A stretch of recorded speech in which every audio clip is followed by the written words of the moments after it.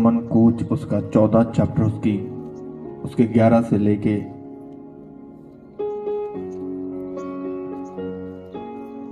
13 तक। निर्गमन कूच उसका 14 चैप्टर उसकी 11 से लेके 3 तक। मैं पढ़ता हूं, ध्यान से सुना सबने।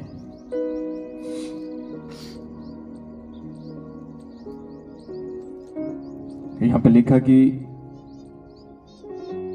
10 से पढ़ो कि जब फ़िरौन निकट आया तब इस्राएलियों ने आंखें उठाकर देखा कि क्या देखा कि मिस्री हमारा पीछा किए चले आ रहे हैं, और इस्राएली अत्यंत डर गए और चिल्लाकर यहोवा की दुहाई दी। और वह मूसा से कहने लगे, क्या मिस्र में कब्रें ना थी जो तू हमको यहाँ वहां से मरने के लिए जंगल में ले आया है? और तूने हमसे यह क्या किया कि हमको मिस्र से निकाल लाया? क्या हम तुझसे मिस्र में यही बात ना कहते थे कि हमें रहने दे, हम मिस्रियों की सेवा करेंगे? हमारे लिए जंगल में मरने की अपेक्षा मिस्रियों की सेवा करने से अच्छा है। मूसा ने लोगों से कहा कि मत डरो, खड़े रहो, वह उद्धार का काम देखो जो यहोवा आज तुम्हारे लिए करेगा। क्योंकि जिन मिस्रियों को तुम आज देखते हो उनको फिर कभी ना देखोगे। यहोवा आप ही तुम्हारे लिए लड़ेगा, इसलिए तुम चुपचाप रहो। हालेलुया। मेरा सर्वशक्तिमान परमेश्वर इस वचन के द्वारा आपको ब्लेस करे।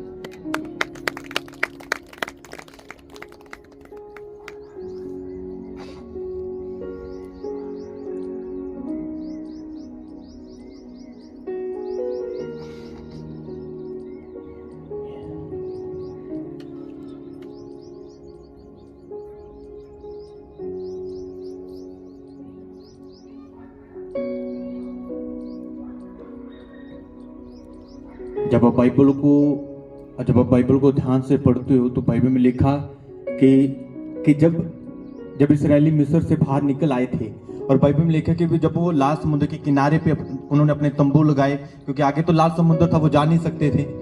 और बाइबल में लिखा कि अगर आप पीछे पढ़ोगे ना, थोड़ा सा पीछे जाके आप पढ़ोगे तो बाइबल में लिखा कि जो फ़िरौन का मन था वो फिर से कठोर हुआ नहीं। वहां पे अगर ध्यान से पढ़ोगे बाइबल में लिखा कि परमेश्वर ने उसका मन फिर से कठोर किया।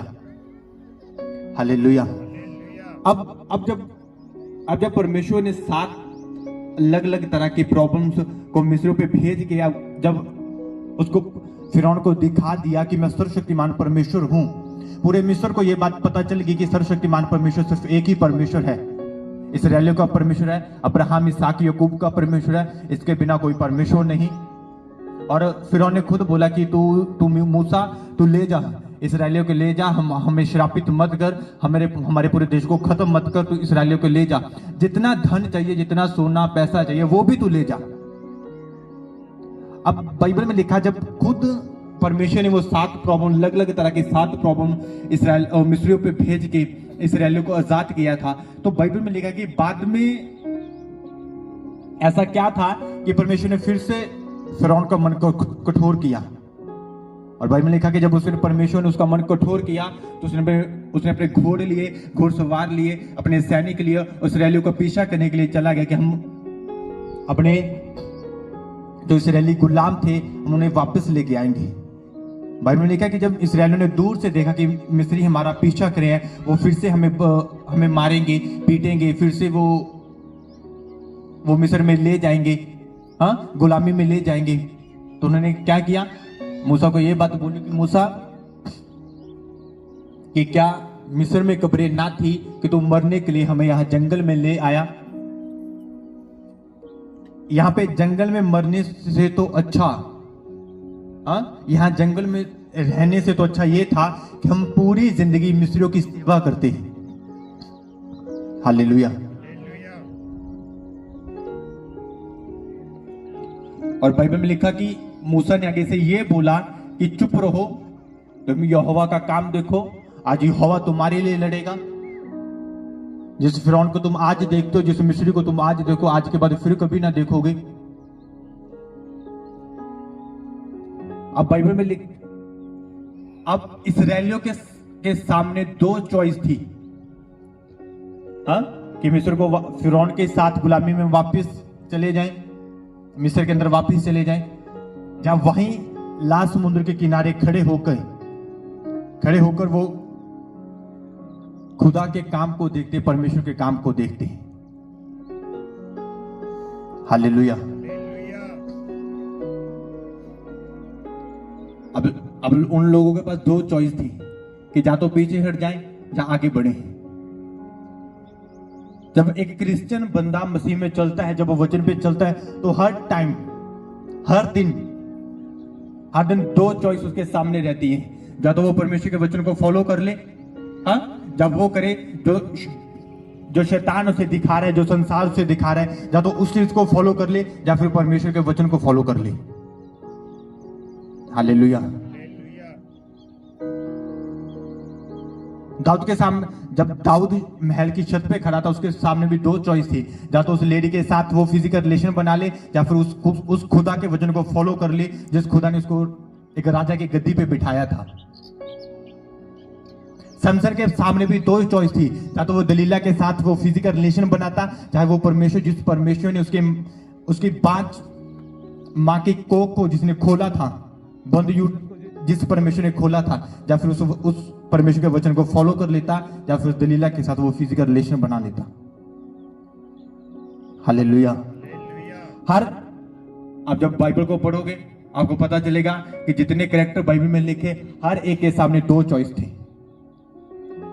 हाँ, जब डैनियल, सदरक, मेशक और अबेदनगो वो चारों के चारों राजा के महल में थे, राजा ने ये ठहराया था कि कुछ महीनों के लिए, हाँ, कुछ टाइम के लिए इन जितने बंदे, इन सबको मेरे महल में रखा जाए और वो खाना दिया जाए जो मैं खाता हूं। अच्छा, चिकन, मटन, हाँ, दाखरस, दारू, वाइन, सब कुछ दिया जाए। अब डैनियल और सदरक, मेशक और अबेदनगो चारों ने बोला, जो वो वहां का प्रधान था, जो राजा ने ठहराया था सब लोगों के ऊपर, कि तूने इनकी देखभाल करनी है। अब पूरा अच्छा खाना, वेज से लेके नॉन वेज तक, हाँ, मच्छी से लेके बैल तक, चिकन से लेके बीफ तक, पूरा उसके सामने था। डैनियल उसके तीनों जो साथी थे, सब कुछ उनके सामने था। अब चॉइस उनके आगे थी कि वो उस खाने को खाएं जो राजा खाता है, या वो करे जो परमेश्वर उन्हें करने के लिए कहता है। हालेलुया। बट बाइबल में लिखा कि डैनियल गया, उसके साथी गए, और वहां का जो प्रधान था उन्हें बोला कि हम ये खाना नहीं खा सकते, हमें तो खाने के लिए शुद्ध शाकाहारी दे, हमें तो सागपत दे दे, दाल दे दे, सागपत दे दे, हम वही खा लेंगे। अब उस प्रधान ने बोला कि अगर राजा तुम्हारे फेस को मुरझाया हुआ देखेगा, फेस के ऊपर शाइन नहीं देखेगा, फेस के ऊपर अगर वो चमक नहीं देखेगा, तो वो मेरे को भी मारेगा और तुम चारों को भी मारेगा। डैनियल ने बोला कि नहीं, तो जो हम कहते हैं वो करने दे, हाँ, अगर गलती होगी, पाप होगा, वो हमारे ऊपर पड़ेगा। जब टाइम बीता, 3-4 महीने जब बीते, जब राजा ने देखा कि डैनियल, सदरक, मेशक और अबेदनगो, इन चारों के फेस और इन चारों की बॉडी ज्यादा हेल्थी है, इनके फेस पे ज्यादा चमक है। अब जो चिकन, बीफ, मटन जो खाते थे, उनके फेस में चमक नहीं थी, वो शाइनिंग नहीं थी, जो सागपत खाने वालों के फेस पे थी। हालेलुया। उसका रीजन था कि उन्होंने उस चीज को फॉलो किया जो उन लोगों चारों को परमेश्वर ने बोली, उन्होंने उस चीज को फॉलो नहीं किया जो राजा ने बोली थी। हालेलुया। आपको डॉक्टर बोलते कि ये काम नहीं हो सकता, चॉइस आपके सामने, आपने परमेश्वर की बात को फॉलो करना या डॉक्टर की बात को फॉलो करना। हालेलुया। शैतान आपके माइंड में टेंशन डालेगा, अब चॉइस आपके सामने कि आपने उस टेंशन को फॉलो करना या फिर परमेश्वर के वचन को फॉलो करना। हालेलुया। अब परमेश्वर ने बोल दिया कि अब तो अपना सारा बोझ, अपनी सारी टेंशन तो मेरी क्रूस पे डाल दे, तेरे को टेंशन करने की जरूरत नहीं। हाँ, तेरी टेंशन उठाने के लिए मैं खड़ा हूं। हाँ, अब चॉइस आपके सामने कि आपने जो टेंशन अपने क्रूस पे रखी, जो क्रूस पे उठेल दी, उस टेंशन के बोझ को, गठली को अपने ऊपर फिर उठाना है अपने कंधे के ऊपर, या वहीं छोड़ के खुदा के वचन की ओर अपना मुंह करके अपना फेस खुदा के वचन की ओर टर्न करके अपने चले जाना है। हालेलुया। बहुत से लोगों को आदत है कि वो परमेश्वर के पीछे भी चलेंगे और उस बोझ की गठली को भी अपने कंधे के ऊपर लेके रखेंगे। वो उस बोझ को उतारेंगे नहीं। वो पाप के बोझ को, वो विचार के बोझ को, वो चोरी के बोझ को, वो झूठ के बोझ को उतारेंगे नहीं अपने कंधे से, वो अपने कंधे के ऊपर ही रखेंगे। वो उस बोझ को अपने साथ साथ लेके कुछ लोगों को चलना अच्छा लगता है। हालेलुया। एक और थी, वो अपना घास, अपने जानवरों के जो उसके घर के अंदर रखे थे, वो घास फूस इकट्ठा करके, वो हरे पट्टे इकट्ठा करके, वो पूरी एक मतलब गठली, बड़ी सी गठली बना के, हाँ, अपने सिर के ऊपर भारी भारी बोझ की गठली। वो ऐसे रास्ते पे जा रही थी तो कोई गाय बैल की गाड़ी साथ में लेके जा रहा था, तो उसने उसे बोला कि हे बहन, अपना बोझ मेरी गाड़ी के ऊपर डाल दे और बैठ जा, मैं तेरे को ले चलता हूं। हाँ? अब उस लेडीज ने क्या किया, वो जो बोझ की जो गठली थी, जो उसको अपने सिर के ऊपर रखा और खुद उस बैलगाड़ी के ऊपर बैठ गई। हालेलुया। और वो देखने वाला भी हैरान था, हाँ, कि ये गाड़ी के ऊपर बैठी तो है, पर अपने बोझ के साथ बैठी है। हालेलुया। जब सर्वशक्तिमान परमेश्वर आपको देखता होगा, वो देखता होगा कि ये चर्च तो जा रहा है पर अपने बोझ के साथ जा रहे हैं। हाँ, ये 2.5 घंटे भाई प्रार्थना तो कर रहा है पर अपने बोझ के साथ कर रहा है ये प्रार्थना। हाँ, ये वचन को मान तो रहे हैं पर उस बोझ को अपने कंधे पे लेके मान रहे हैं। ये रेडी नहीं अपने बोझ को उतारने के लिए। हालेलुया। और बाइबल में बोला कि परमेश्वर ने बोला कि अपना बोझ उतार दे। हाँ, अपनी टेंशन उतार दे अपने कंधे से। इसलिए तो परमेश्वर ने यिर्मयाह ने बोला कि जो बंधन, जो बंधन तेरे कंधे पे होगा ना, वो मेरे मसीह के द्वारा तोड़ा जाएगा। पर कुछ आप लोग रेडी नहीं उस बंधन को अपने कंधे से उतारने के लिए, उस जुए को अपने कंधे से उतारने के लिए। हालेलुया। आपको पता है कि मैं मेरी फैमिली 3 दिन से हम बाहर थे, आज भी बाहर थे, 300 किलोमीटर दूर थे हम। सुबह 3 बजे के उठे, हाँ, कि कहां जाना, चर्च के अंदर, खुदा की हजूरी के अंदर, उसकी प्रेजेंस के अंदर। मैंने जब मैं चर्च आया तो मैंने क्यों बोला कि उसके सैक्रिफाइस को याद करो, उसके सैक्रिफाइस को याद करो, जो खुदा ने आपके लिए बलिदान किया, उस बलिदान को याद करो। अब आप खुद सोच के देखो, आप देखते हो ना, आप हॉरर मूवीज देखते हो, फिल्में देखते हो, जब न्यूज चलती है तो एक्सीडेंट की पिक्चर्स देखते हो, जब न्यूज चैनल वाले दिखाते हैं, हाँ, वही ऐसा एक्सीडेंट हुआ कि बंदे की पसलियां बाहर आ गई। अब उस फोटो को ध्यान से देखो, वो एक्सीडेंट था, और जो खुदा ने आपके लिए करा वो एक्सीडेंट नहीं था। वो दुख उसने जानबूझ के साथ था। वो पूरा इमेज देखो, अपने अंदर बना के देखो, अपने दिमाग के अंदर बना के देखो कि क्या क्या किया परमेश्वर ने आपके लिए, मेरे लिए। हाँ? क्यों? क्योंकि आपको पता है कि मैं 3 दिन से बाहर था, मानो ये चीज, जिस जगह में था वो मुक्तसर से तो बहुत ज्यादा ब्यूटीफुल, मतलब 100 साल के बाद भी मुक्तसर उस जगह के समान नहीं बन सकता जहां पे मैं था।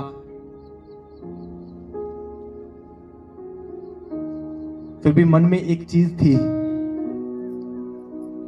कि वहीं जाना है जहां पे खुदा की हजूरी है।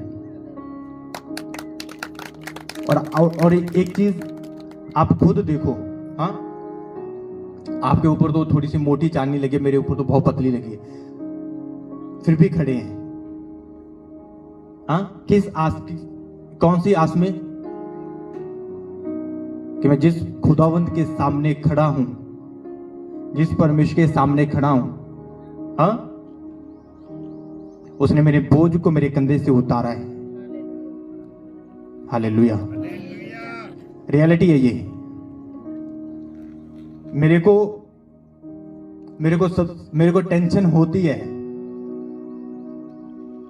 मेरे को भी टेंशन होती है, पर आपको पता है कि वो टेंशन ज्यादा दिन नहीं चलती। वो टेंशन ज्यादा दिन नहीं चलती। क्यों?